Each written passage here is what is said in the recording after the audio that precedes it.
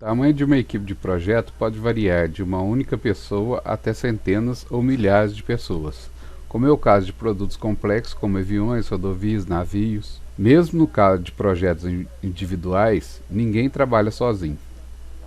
O trabalho em equipe tem vantagens, mas oferece desafios que se multiplicam de maneira mais que proporcional ao aumento da quantidade de pessoas. Este tópico, portanto, visa apresentar os fatores de sucesso e desafios ao gerenciar uma equipe de projeto. Uma equipe é diferente de uma simples coleção de indivíduos competentes que trabalham juntos. De fato, é possível juntar pessoas individualmente muito competentes, mas que têm desempenho medíocre quando trabalham em equipe. Como exemplos, tem a seleção brasileira de futebol na Copa do Mundo de 82, considerada uma das melhores seleções brasileiras. Reuniu a maior quantidade de talentos individuais, mas que não alcançou coletivamente o resultado esperado.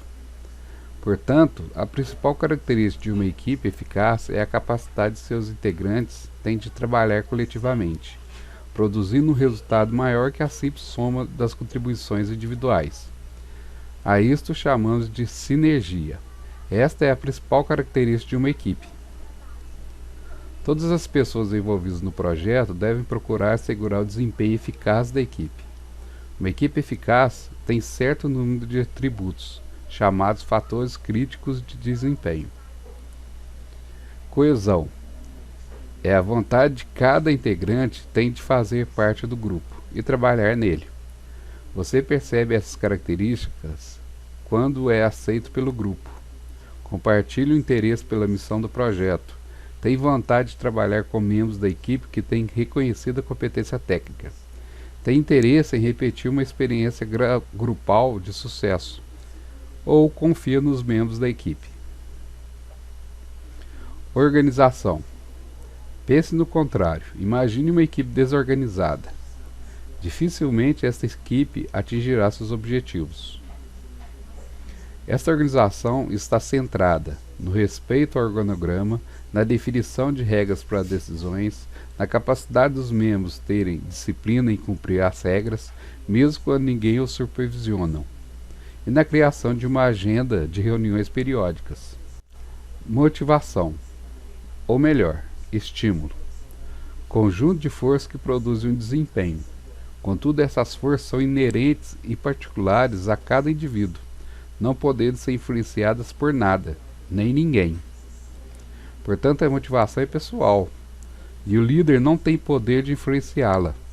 Já o estímulo é uma força externa, que impulsiona o indivíduo a agir.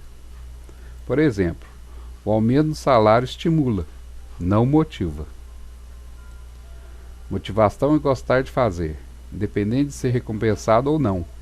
Estímulo é fazer exclusivamente em função à expectativa de uma recompensa. Todas as técnicas de gestão de pessoas buscam estimular o indivíduo a fazer, e não a motivar. Ninguém motiva ninguém, apenas estimula. Um alcoólatra está estimulado a beber, mesmo estando nos alcoólicos anônimos, mas o grupo o estimula a não beber. Após entendermos o que é motivação, apesar de muitos de vocês ainda não concordarem, vamos detalhar os estímulos que um membro de equipe tem para participar de um projeto. Primeiro, a recompensa que poderá ter, e que pode ser imediata ou remota, no futuro. Podem ser também materiais ou psicológicos, um destaque entre o grupo, como por exemplo um prêmio de funcionário do mês. Outro fator que estimulante a participação no projeto é o interesse intrínseco na missão do projeto. Um projeto que irá descobrir a vacina para o coronavírus em humanos, por exemplo. E crescimento profissional estimula uma pessoa a participar do projeto, devido a esta possibilidade de progredir profissionalmente. Por fim, temos a comunicação, como último fator crítico para o desempenho em equipe. A comunicação é a pedra fundamental da interação humana. Como a linguagem verbal é muito pobre para expressar nossos sentimentos, muitos erros podem ocorrer na transmissão da mensagem. Veja o seguinte exemplo. Em 1989, ocorreu um grande acidente com um dos aviões de uma antiga companhia de aviação brasileira, a Varig, no trajeto que era feito entre São Paulo e Belém. Por causa de uma vírgula, onde deveria se digitar 270 graus, digitou 0,270 graus. O avião acabou ficando sem combustível e caiu na floresta amazônica. Contudo, um relato extraoficial conta o seguinte fato. Havia a bordo um passageiro que era engenheiro de uma obra de uma hidrelétrica na Amazonas e periodicamente se deslocava até lá para fiscalizar a obra. Neste dia, ele achou que algo estranho estava acontecendo e quis relatar à equipe de bordo. Chamou a aeromoça e, ao comentar que achava que algo anormal estava acontecendo, ela imediatamente pensou que o passageiro estava com medo de voar e ofereceu uma bebida para se acalmar. 15 minutos depois, o passageiro, inconformado com a situação, chama novamente a aeromoça e tenta explicar a situação. Antes mesmo de terminar, ele é interrompido pela moça, que lhe oferece mais uma bebida. Mais 10 minutos se passam e, já indignado com a falta de atenção da aeromoça, a chama novamente e, rubro de raiva, começa a esbravejar devido à falta de atenção. Ao ver o tumulto, outra aeromoça toma a atitude de chamar um comissário de bordo para trancá-lo, o senhor, no banheiro da aeronave, pois achava que ele se tornava um risco ao voo. Resumindo a narrativa extraoficial, o senhor queria relatar que, acostumado a pegar aquele voo no mesmo horário, achava estranho o fato do Sol estar posicionado do lado esquerdo da aeronave, pois naquele mesmo horário estava acostumado a ver o Sol do lado direito. Ou seja, se a aeromoça tivesse prestado atenção ao relato inicial, teria a oportunidade de comentar com os pilotos para verificar se algo estava errado e identificar o problema. Que foi o seguinte: devido ao erro de digitação, o avião, ao invés de ir em um certo ponto, ele virou, tanto que começou a voltar. Ficando sem combustível, ele caiu. Por sorte do passageiro, o banheiro lhe favoreceu na queda, e ele foi uma das poucas pessoas que sobreviveram à queda. Fato? Não sei. Mas todos nós já passamos por uma situação onde fomos mal atendidos, devido a um funcionário de uma empresa não ter paciência de nos ouvir. Talvez compramos mesmo assim por falta de opção. Mas em outras situações talvez ficamos tão indignados que fomos para o concorrente. Portanto, deve-se desenvolver na equipe a disposição para ouvir, mais do que falar. Um bom ouvinte entende bem as necessidades de seus clientes. Temos 2 ouvidos e apenas uma boca, já não é à toa, né? Passamos agora para os desafios de gerir uma equipe de projeto. As dificuldades em se trabalhar em equipe têm sido objeto de estudo de psicólogos, sociólogos e outros estudiosos do comportamento humano. Dentre as dificuldades, 2 grupos têm recebido especial atenção: coesão excessiva e conformidade social. A coesão excessiva, também chamada de endogenia, vulgarmente conhecida como panelinha, tem efeito negativo quando o grupo se torna tão unido que fica refratário, ou seja, não aceita de jeito nenhum opiniões externas. A falta de comunicação com o meio externo pode diminuir o poder criativo do grupo e estimular a soberba. Um outro bom exemplo foi nossa seleção brasileira de futebol na Copa de 2016, onde os atletas se sentiam tão confiantes com a vitória que não enxergaram seus pontos fracos e que foram explorados incessantemente pelos adversários. Já a conformidade social é quando um membro do grupo concorda sem questionar com as opiniões dos demais membros do grupo. É o tipo de comportamento: o que vocês decidirem para mim está ótimo. Isso se manifesta devido a 2 possíveis causas: pensamento grupal, quando a pessoa acha que não tem tempo para pensar muito sobre o problema e toma uma decisão que seja mais conveniente para ela ou para o grupo, e sabe que este também é um pensamento geral do grupo. Paradoxo de Abilene. Foi enunciado pelo professor de gestão Jerry Harvey, da Universidade George Washington, onde ele narra a seguinte situação: uma família tipicamente norte-americana está reunida em casa, e a esposa diz: poderíamos ir almoçar em Abilene, Texas. Que tal? O marido pensa: putz, longe pra caramba, a estrada é cheia de buraco e tá um tremendo calor. A sogra pensa: prefiro ficar aqui assistindo televisão. O sogro pensa: eu com essa dor nas costas, de jeito nenhum vou sair daqui do meu sofá. Mas, para não contrariar os membros, achando que provavelmente todos querem passear, o marido diz: que ótima ideia, querida. Para não contrariar a filha, pois está como hóspede em sua casa, a sogra diz: há muito tempo não vou a Abilene. O sogro, para não discordar da esposa, diz: a comida lá é muito boa. E lá foram todos. A estrada realmente muito esburacada, e além de todos estarem incomodados com o calor, a viagem demorou muito. Ao chegarem ao restaurante, pior não poderia ser a comida, além do péssimo atendimento. Quando chegaram em casa, a esposa comenta: eu faço uma comida muito melhor que aquela. Marido, aproveitando que a esposa não gostou, diz: eu só fui para te agradar. O sogro, para não perder a oportunidade de reclamar: e aquela buraqueira que acabou de vez com a minha coluna? A sogra remendou: eu queria mesmo é ver minha novela.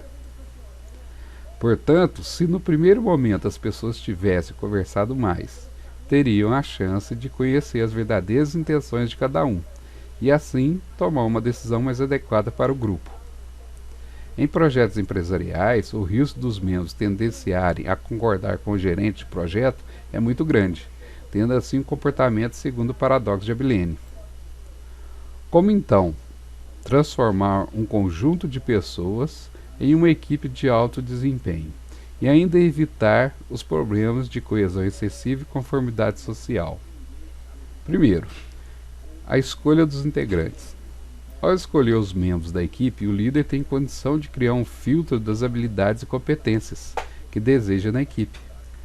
Poderá identificar pessoas que manifestam pensamento grupal ou paradoxo de Abilene. Criação de uma identidade para o grupo. Incentivará o desejo de participar do projeto, bem como a coesão do grupo. Dar um nome ao projeto e outros símbolos podem ser utilizados para criar a identidade do grupo. Clima de abertura intelectual e comunicação com o mundo externo. Levar a equipe a museus, feiras de tecnologia e até mesmo parques de diversão são estratégias utilizadas por alguns líderes de projetos para estimular a criatividade e abertura a ideias novas. A consultoria externa visa oportunizar justamente esse clima. Muitas vezes um olhar de alguém de fora apontará um aspecto antes não percebido pelos membros da equipe. Treinamento. O líder deve identificar quais as deficiências da equipe e buscar alternativas para capacitá-los em habilidades técnicas e humanas. Por fim, vamos agora identificar os estilos de comportamento quando se trabalha em equipe. O comportamento de uma pessoa dentro do grupo de trabalho é uma combinação de estilos que refletem suas preferências ou ênfases. Para melhor entendermos os tipos de estilos, precisamos entender os estudos de comportamento de Carl Jung e Herbert Simon. Jung identifica 4 dimensões que combinadas formam os perfis de comportamento. Fonte de energia: de onde vem o estímulo para a pessoa agir? Varia de introvertido, a força é do indivíduo, a extrovertido, a força é provavelmente do ambiente. Aquisição da informação: varia de dados racionais a intuitivos. No processo de julgamento, existem pessoas que agem instantaneamente assim que o problema se apresenta, e tem pessoas que primeiro refletem sobre as origens e as consequências para depois tomarem uma decisão. E finalmente, critério de decisão: podem variar de tomar uma decisão baseada na razão ou na emoção. A contribuição de Simon para o estudo de comportamento vem da definição do processo decisório. Uma pessoa toma decisão por meio de uma sequência de ações. Primeiro identifica o problema, depois faz um diagnóstico das variáveis que o cercam, verifica se existem alternativas para resolver o problema e então decide o que deve ser feito. As dimensões de Jung e o processo decisório definido por Simon, quando combinados, dão origem a 4 tipos de comportamentos possíveis quando se trabalha em equipe. Analisaremos as dimensões de Jung do ponto de vista da gestão de equipes. Num trabalho em equipe não nos interessa pessoas introvertidas, portanto a dimensão fonte de energia não é variável do ponto de vista de projeto, só nos interessam pessoas extrovertidas, então podemos descartá-la. A tomada de decisão é dependente da forma que adquirimos uma informação. Por exemplo, para escolher o sabor de um sorvete que irei tomar, esta decisão baseia-se nos gostos e preferências que tenho, e não na média histórica dos últimos pedidos de sorvete que fiz. A decisão está em função de um desejo, e não de um cálculo. Já os tipos de sabores que o gerente da sorveteria oferecerá aos clientes está em função de uma pesquisa mercadológica que provavelmente levou em consideração a média de consumo nos últimos anos. Portanto, a dimensão aquisição da informação é igual ao critério de decisão. Assim, para a gestão de equipes, precisamos entender e mapear apenas as dimensões processo decisório e critério de decisão. Temos apenas 2 variáveis a serem analisadas. Vamos colocar essas variáveis no plano cartesiano. No eixo X, colocamos o critério de decisão, que varia de fatos comprovados a suposições. E no eixo Y, colocamos a dimensão processo decisório, que varia de reflexão a ação. Desta forma, surgirão 4 estilos de comportamento, quando se trabalha em equipe. O contribuinte é a pessoa voltada para a tarefa. Converte as ideias em ações práticas. Age sem muita reflexão. Não ter um contribuinte na equipe pode levar o projeto a ficar apenas no papel. Somente ter contribuintes corre-se o risco de não conseguir enxergar as consequências futuras de uma ação tomada agora. Falta de visão estratégica. Por exemplo, alguém para pensar: será que após terminado o projeto, o produto ainda será desejado pelo cliente? Colaborador. É completamente o comportamento oposto do contribuinte. A ênfase é no objetivo e na visão do todo. É o estrategista do projeto. Não ter um colaborador implicará na falta de visão do grupo. Porém, se o grupo for dominado por este comportamento, dificilmente o projeto será colocado em prática. Desafiador. É o crítico, o questionador. Desafia a equipe a pensar se o caminho que estão seguindo realmente é o melhor. Não ter desafiadores na equipe é um risco para que o comodismo seja o comportamento predominante da equipe. Contudo, se todos forem desafiadores, se instalará um clima de conflito insuportável. Comunicador ou interpessoal. É o moderador das divergências. Ele é capaz de ouvir bem e de facilitar a participação nos debates, além de estimular o consenso. O foco é nas pessoas e não na tarefa. Não ter o comunicador corre-se o risco de um pequeno erro de comunicação gerar uma guerra generalizada na equipe. Mas ter um comportamento predominantemente interpessoal impedirá a realização do projeto. O que adianta idealizar um baile de formatura maravilhoso? Qual perfil será mais desejável para a equipe? Não existe um estilo de comportamento melhor que o outro. Qualquer tipo de problema é multifacetado, e por isso todos os perfis são necessários para resolver um problema em sua plenitude. O maior desafio do líder de uma equipe é entender as diferenças de estilos e utilizá-las favoravelmente.